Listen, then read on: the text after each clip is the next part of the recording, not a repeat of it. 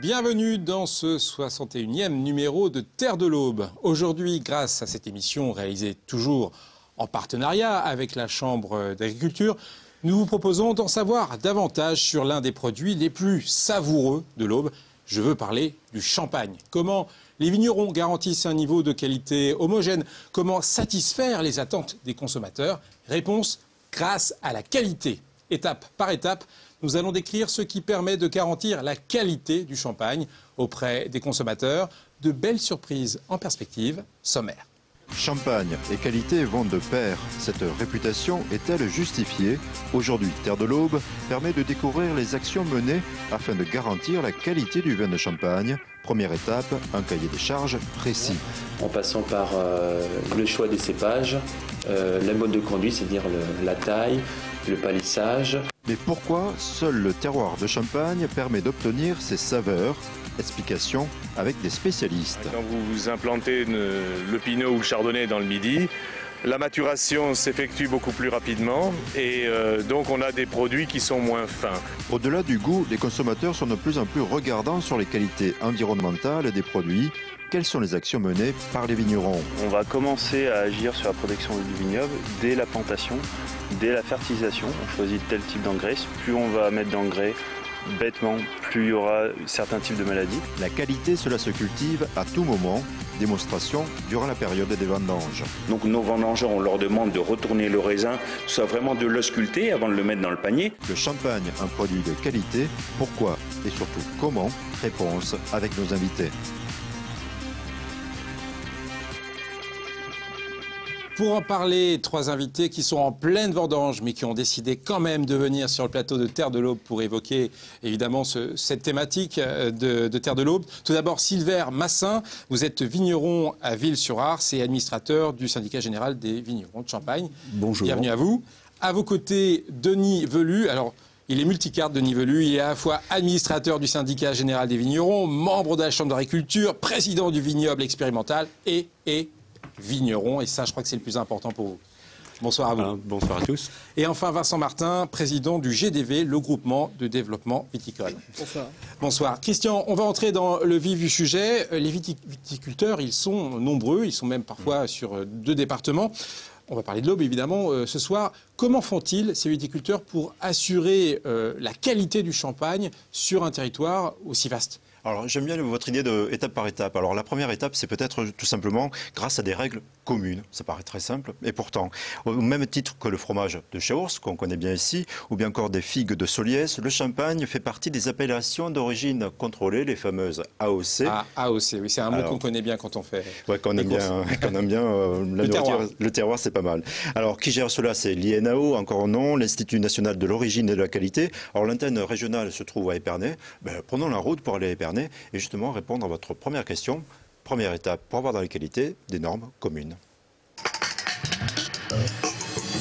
C'est ici, à l'INAO, qu'Éric Champion veille à ce que les règles de l'appellation Champagne soient respectées. Un règlement créé en 1936. Il y a plus qu'un petit règlement, donc il y a un cahier des charges bien précis qui fixe les règles à respecter pour pouvoir faire du champagne. Un document d'une quinzaine de pages. Ce cahier des charges garantit la qualité du champagne. La dernière version a été mise à jour par décret en 2010. Autre mission de l'INAO, chaque année, après consultation, elle établit entre autres la date du début des vendanges. Qui correspondent au potentiel donc optimal de maturité et de qualité du raisin pour faire du champagne. C'est-à-dire un équilibre subtil entre la maturité, donc le degré, la richesse en sucre, et l'acidité, donc qui va apporter la fraîcheur. Voilà, c'est vraiment cette étape qui est importante et qui va donner après l'originalité du champagne, qui est ce vin effervescent avec beaucoup de fraîcheur, de l'acidité, un vin qui se conserve dans le temps avec ses arômes connus, voilà, les fruits frais, le floral, toutes ces choses-là donc sont issues de ces fixations de date de vendange. Afin d'obtenir du champagne, chaque élément compte et l'INAO a défini un cahier des charges complet. La particularité donc essentielle d'un vin de champagne, donc ça va déjà être le cépage. Donc il y a 7 cépages, mais 3 majoritaires, un pinot noir, un pinot meunier et chardonnay. Donc là, c'est une caractéristique forte. Après, ça va être toute la conduite de la vigne, au niveau des types de taille, du palissage, tous les travaux qui se sont faits durant l'été. Donc, parcelles implantées sur un sol et un sous-sol bien particulier qu'on ne retrouve pas ailleurs. Et puis après, il y a toute l'étape cueillette, qui est une cueillette manuelle, obligatoirement manuelle. On ne peut pas vendanger à la machine en Champagne. Le pressurage, qui est un pressurage unique, justement pour préserver l'intégrité du raisin et extraire le jus en douceur. Et après toutes les étapes de vinification, d'élaboration, la durée de conservation sur latte, plus de 18 mois pour un brut, 3 ans pour un minimum pour un millésime. Voilà donc vraiment les points essentiels qui font la particularité du vin de Champagne. Afin d'obtenir une qualité homogène, sous la tutelle de l'INAO, un organisme de défense et de gestion garantit le respect et la qualité de l'appellation Champagne. Tous les points du cahier des charges sont contrôlés. Sur le produit en lui-même, où il y a des commissions de dégustation, donc des jurys formés à ce qu'on attend d'un champagne et qui vont déguster les champagnes avant leur mise à la commercialisation. Donc c'est tout un ensemble de contrôles précis, fréquents, qui permettent de garantir la qualité du champagne et de garantir la confiance du consommateur. Les vins dont le goût ne correspond pas à celui attendu pour le champagne ne sont pas revendus mais distillés, un gage de qualité supplémentaire pour le consommateur. Denis Velu, je voudrais revenir sur ce qui est dit à la fin du reportage à propos de ces contrôles gustatifs. Ça m'intrigue pas mal. Comment ça fonctionne ? C'est très simple, mais ça c'est avant que ce décret ne soit validé en 2010. Auparavant, les vignerons champenois s'organisaient déjà pour vérifier la qualité du produit final. Donc, lors des mises en bouteille, il y a une déclaration de fait auprès des services de l'État qui transite par l'INAO et qui vient dans les 6 mois, 1 an qui suit la mise en bouteille, prendre un prélèvement, un échantillon de bouteille qui sera ensuite analysé et dégusté anonymement. Et à la suite de cette dégustation, eh bien, le vin est conforme et apte à porter l'étiquette champagne ou non. Alors ce qui m'a surpris en réalisant ce reportage, Denis Velu, c'est aussi qu'il y a plein de contrôles tout au long de l'année, pas seulement pendant les vendanges, pas seulement après comme on l'avait dit, mais même pendant la taille. Alors quel est l'intérêt de réaliser des contrôles pour la qualité du champagne durant la taille, par exemple ? Simplement, ça a été dit là par le directeur de l'INAO, il y a un système de taille, enfin plusieurs systèmes de taille qui sont bien définis pour l'appellation Champagne et à chaque vigneron qui souscrit à l'appellation Champagne de le respecter. Alors j'ai bien compris qu'il y avait un cahier des charges très précis. Question candide, pourquoi alors le champagne, malgré ce cahier des charges très précis, peut avoir des saveurs très différentes pour le bonheur du palais, j'entends bien, mais pourquoi ça peut être différent ? La diversité des champagnes correspond aussi à la diversité des terroirs de la Champagne. D'accord. Du nord au sud, la Champagne, c'est pratiquement 200 km. Entre le nord d'Épernay et le sud, là, au sud d'Hérissé, c'est pratiquement 200 km. L'exposition des coteaux, la nature des sols aussi qui varie, enfin qui ne varie pas énormément, mais quand même, il y a des nuances. Et puis, chaque élaborateur a son coup de patte. C'est ça. Alors, question, un cahier des charges. Très bien. Est-ce que c'est vraiment suffisant pour cette qualité du champagne ? Je pense qu'elle vient de dire non, bien évidemment, il y a le savoir-faire qui était déjà indiqué par Denis Velu. Alors, deuxième étape importante, c'est vraiment le conseil agricole qui complète cette base du cahier des charges. Alors, je propose Conseil agricole. Oui, voilà, conseil agricole. Je propose de voir 2 services. Tout d'abord, le CIVC, Comité interprofessionnel du champagne. Alors, sur la recherche notamment et l'importance du terroir. Autre service auprès de la Chambre d'agriculture, il y a notamment les GDV. Et je propose de voir dans ce reportage plutôt l'accompagnement pour prendre des mesures pour protéger l'environnement. Et donc, on retourne tout simplement dans les vignes. Pas de champagne de qualité sans son terroir. Bruno le résume en 3 points. Le sol et le sous-sol. Donc ici, on est comme dans la Marne, je pense à Chouilly, à Vise. Ici, on est à Mongueux, on est dans des terroirs de craie. Il existe bien sûr pour la Côte des Barres des terroirs sur le Kimérigien, donc jurassique un peu plus ancien. La deuxième notion, c'est celle qui touche au climat et microclimat au niveau des vignes et des raisins. Et la troisième, bien sûr, c'est l'humain. La culture de la vigne en Champagne est très particulière, notamment ces fameuses vignes basses, près du sol, pour bénéficier du rayonnement. Si tous les raisins se ressemblent, leur lieu d'implantation se retrouve dans la saveur du vin. Quand vous implantez le Pinot ou le Chardonnay dans le Midi, la maturation s'effectue beaucoup plus rapidement et donc on a des produits qui sont moins fins. Au sein du CIVC, Bruno Duron suit les résultats du vignoble expérimental. Implanté depuis 1990 près des Soies, il vise notamment à améliorer le quotidien des viticulteurs. Les vignes sont basses comme on l'a vu tout à l'heure et donc les fameuses vignes que l'on conduit hautes aujourd'hui, on va soulager l'humain dans ces recherches-là. Après l'expérimentation vient le temps du conseil. Lutte contre les maladies, les ravageurs ou l'entretien du sol, c'est la mission de Bertrand. Il donne des pistes qui permettent en plus de mieux préserver l'environnement. Avoir un matériel de traitement adapté, extrêmement bien réglé, c'est la priorité pour protéger ces cultures. On peut arriver à réduire de 20 voire 30% les doses de produits phytosanitaires. Ensuite, il y a d'autres outils. On voit de plus en plus des logiciels se baser sur des stations météorologiques par village, qui va choisir le meilleur moment de placer son produit phytosanitaire de protection. Et là, quel est le gain pour l'environnement ? Ça peut être 10 voire 20% de produits en moins et peut-être 3 ou voire 4 nombres de traitements en moins dans l'année. Respecter l'environnement nécessite des solutions parfois inattendues, comme choisir une herbe afin d'éviter de désherber. Mettre de l'herbe, ça va rentrer en concurrence avec les mauvaises herbes en présence. Ça va permettre d'avoir un couvert végétal qui va bloquer le développement des adventices. Et on raisonne le choix de l'herbe en fonction de la qualité et de la vigueur de la vigne. Par exemple, c'est des pratiques de plus en plus courantes. On a un acarien qui est un ravageur pour la vigne et on a trouvé un autre acarien qui est là pour nuire à son développement. Par respect pour les consommateurs, les vignerons intègrent ces pratiques. Le viticulteur peut toujours faire de la qualité sans pour autant mettre l'environnement en priorité de ses pratiques, mais c'est de plus en plus, on constate que l'ensemble des viticulteurs sont soucieux de l'environnement et veulent faire de la qualité. Donc c'est un compromis entre les deux. Et ça tombe bien, puisque en termes d'assemblage et d'équilibre, les vignerons champenois sont reconnus pour leur savoir-faire. Vincent Martin, un mot sur ces techniciens du GDV, je crois qu'ils sont au nombre de 4. Est-ce que chacun a sa spécialité finalement? Là on a vu l'environnement, il y en a d'autres hein? Alors les 4 techniciens sont des professionnels du conseil viticole. Après, ils développent chacun une expertise sur des domaines différents qui va de l'agroéquipement, donc le matériel pour travailler les vignes, à aussi bien l'étude du terroir et aussi bien l'œnologie. Donc on a un panel de services au service des viticulteurs du groupement développement viticole.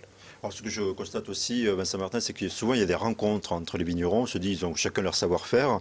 Alors est-ce que la qualité est évoquée et aussi la protection de l'environnement lors de ces échanges en groupe hein? Alors les échanges permettent de côtoyer des expériences qui vont améliorer les démarches des viticulteurs dans le sens de la qualité, ça c'est la priorité, et de l'environnement, car aujourd'hui un produit comme le champagne se doit de respecter son environnement et l'environnement du vignoble. Sylvain Massin, vous, à titre d'exemple, est-ce que vous avez essayé de changer vos pratiques pour prendre en compte cet environnement? Oui, ça fait déjà une quinzaine d'années qu'on a changé l'appareil de traitement, traitement phytosanitaire indispensable à la protection de la plante, en achetant un appareil qui localise mieux le produit. En traitant face par face, donc chacune des 2 faces de l'interligne de la vigne. Et puis ça nous permet donc une meilleure efficacité et donc de diminuer les doses. Oui, allez-y. Et à côté de ça, on a également enherbé un rang sur 2 et on pratique le labour sur le reste de la surface, c'est-à-dire sur l'interligne qui n'est pas enherbée et sous les plants. Et est-ce que les clients sont exigeants sur ce point? Est-ce que les consommateurs ou ceux qui viennent acheter des bouteilles de champagne en parlent de plus en plus? Alors effectivement, on a constaté que c'était d'abord les pays d'Europe du Nord qui étaient les pionniers et les plus exigeants. Et aujourd'hui, l'exigence se transmet un petit peu en France et on sent que les clients sont sensibles à notre discours et à nos pratiques. Alors, Denis Velu, on a vu dans le reportage, au début du reportage, on faisait allusion au vignoble expérimental situé près des Soies. Ça tombe bien puisque vous avez plein de titres, vous êtes le président. Alors que peut apporter ce vignoble expérimental sur le thème de la qualité? Alors, ce vignoble expérimental, comme son nom l'indique, a été créé conjointement entre le CIVC, donc l'interprofession champenoise, et la Chambre d'agriculture de l'Aube, sur un territoire qui appartient à la ville de Troyes. Donc trois opérateurs importants réunis. Et ce vignoble n'a pas de fonction commerciale, donc peut se permettre de faire des expérimentations grandeur nature et d'être un démonstrateur pour présenter à des vignerons ce qui est peut-être possible, qui est un moyen d'évoluer et de changer des habitudes, des idées reçues. C'est un laboratoire d'idées, c'est un peu ça. Un démonstrateur. Un démonstrateur. Mais combien de temps entre une idée, un test et puis son application dans le vignoble? Alors, quelquefois, ça peut être très rapide parce que l'enherbement qui a été promu il y a plus de 15 ans par la Essoir est passé très vite, a pu être divulgué très vite et appliqué très vite par d'autres vignerons dont nous sommes. Par contre, des tests sur des clones, donc des plants avec telle ou telle particularité, là, il faut attendre peut-être 10 ans, 15 ans, entre l'établissement de la vigne et puis la vinification et le produit fini. Et finalement, on s'aperçoit en vous écoutant que c'est peut-être, il faut attendre, etc. Mais il y a certains viticulteurs qui prennent le risque d'expérimenter de leur parcelle. Est-ce que justement il y a des risques ou pas au nom de la qualité, justement? Oui, bien sûr, au nom de la qualité. Quand on quitte les sentiers battus, à chaque fois, il y a un petit risque. Alors, à chaque exploitant, à chaque vigneron, d'assumer le risque qu'il prend. Est-ce qu'il le prend sur 10% de l'exploitation, sur 50% ou sur la totalité? Ça, c'est à chacun de se sentir face à cette situation. Mais il y a on a des techniciens, vous avez vu Bruno Duron, les techniciens du GDV, donc on est quand même épaulé, on n'est pas seul, on n'est pas lancé comme ça dans la nature. Vincent Martin, très rapidement, souvent quand on parle d'environnement, on pense au bio. Est-ce que les viticulteurs bio et les viticulteurs conventionnels se parlent ou pas, brièvement? Alors au sein du groupement, on a des adhérents bio, des adhérents traditionnels, des adhérents viticulture intégrée, et il y a des échanges permanents entre les différentes familles pour justement faire progresser les uns et les autres. Christian, cahier des charges bien précis, conseils agricoles et viticoles, très bien pour la qualité du champagne, mais l'humain dans tout ça. Ah, vous avez bien suivi. Oui, j'apprends plein de choses, moi, à chaque fois. Donc, troisième étape, en fait, oui, il n'y a pas de secret. La qualité, ça dépend aussi, bien évidemment, du travail du vigneron. Et notamment, en ce moment, on est en pleine vendange et vous allez voir plein d'astuces, tout simplement, pour préserver et obtenir la meilleure qualité. Reportage. Alors que les vendanges commencent, Francis Vénère reçoit des clients fidèles. Ceux-ci apprécient la qualité du champagne, un produit noble à leurs yeux. Il y a une préparation spéciale. Voilà, oui, on essaye de faire le meilleur produit possible pour que chaque année nos clients reviennent nous voir. Donc c'est le but. Voilà. Une des étapes pour obtenir le meilleur champagne possible consiste à réaliser des vendanges avec soin. Ici, au Rissé, des coupeurs cueillent le raisin. Francis, lui, s'y prépare. Il attend que le ratio sucre-acidité soit parfait avant de rappeler les consignes de base pour la collecte du raisin. Si il y a des attaques de pourriture, ces raisins-là, si l'attaque est trop importante, un tiers du raisin, le raisin, soit on coupe la partie qui est blessée, soit il est jeté. Si le raisin n'est pas assez mûr, le pinot noir a cette particularité, vous le regardez sur le plan, vous le voyez bien noir, vous le coupez, derrière il est rose. Donc si malheureusement il n'y a pas assez de degrés, il faut éviter de le mettre et donc pour vraiment cueillir les plus mûrs. Il y a une deuxième technique, c'est d'avoir une table de tri. Les caisses de raisins sont renversées sur cette table et sont triées. Dans le raisin, le plus précieux, c'est son jus. Afin qu'il soit le plus sain possible, chaque outil compte. C'est la caisse vendange champenoise, donc qui doit être percée de toutes parts. Donc celle-ci, donc des trous qui ont été faits, celle-ci vraiment qui a été fabriquée comme ça. Donc pourquoi? Parce que le raisin, si lors de la coupe est blessé et que du jus de raisin coule, eh bien il doit couler par terre. On ne doit pas le laisser commencer à macérer, à fermenter dans la caisse avec les raisins. Autre détail, protéger le raisin de la pluie ou de la chaleur sur les quais de déchargement. Il ne faudra pas que les raisins soient sur le quai toute la journée. Si possible, les raisins du matin pressés à midi et puis les raisins de l'après-midi dans la soirée. Tout doit être écrasé dans la journée même. Durant les vendanges, c'est ici, dans ce pressoir, que les raisins subiront leur première transformation. Pour les œnologues, c'est l'étape primordiale. La première étape primordiale, le pressurage, la qualité du pressurage. Donc avec une hauteur de chute d'environ 1 mètre. Donc ce qui fait que le raisin n'est pas trop choqué lors du chargement du pressoir. C'est une première importance. Et ensuite, après, suivra derrière un pressurage avec des pressions raisonnables. Hein. Tout cela parce que pour éviter que la couleur qui est contenue dans la peau ne vienne tacher le jus de raisin, parce qu'on est censé faire un vin blanc avec des raisins noirs. C'est là aussi la typicité de la Champagne. On est les seuls à faire du vin blanc avec des raisins noirs. Partout ailleurs, c'est le même pinot noir qui sert à faire les grands vins rouges de Bourgogne, ou voire en Alsace, les vins rouges les rouges d'Alsace qui sont faits avec les pinots noirs. Et donc c'est là de la typicité de la Champagne. Partout ailleurs, on fait du vin blanc qu'avec des raisins blancs. À l'issue du pressurage, la recherche de la meilleure qualité continue avec la séparation du premier jus des suivants avant l'étape de la vinification. Justement, on va en parler de la vinification, Sylvain Massin, c'est la prochaine étape.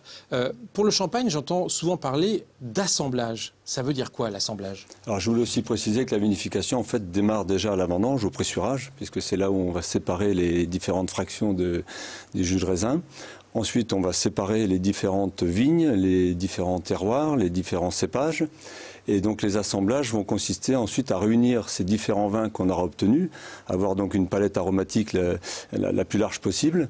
Et ces assemblages vont nous permettre d'aller soit vers des pinots noirs pour le côté fruité, soit vers des chardonnays pour le côté floral, ou l'assemblage des deux.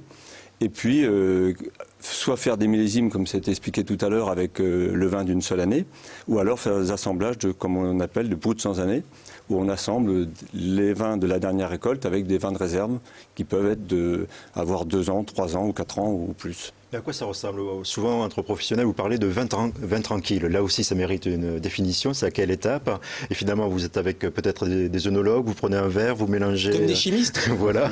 Vous mélangez un peu, là, il y en a trop, un peu moins. Comment ça se passe? Il est vrai qu'on utilise des éprouvettes simplement parce qu'à un moment donné, il faut mesurer. Si on veut reproduire l'assemblage en grandeur nature, il faut bien avoir les proportions à respecter.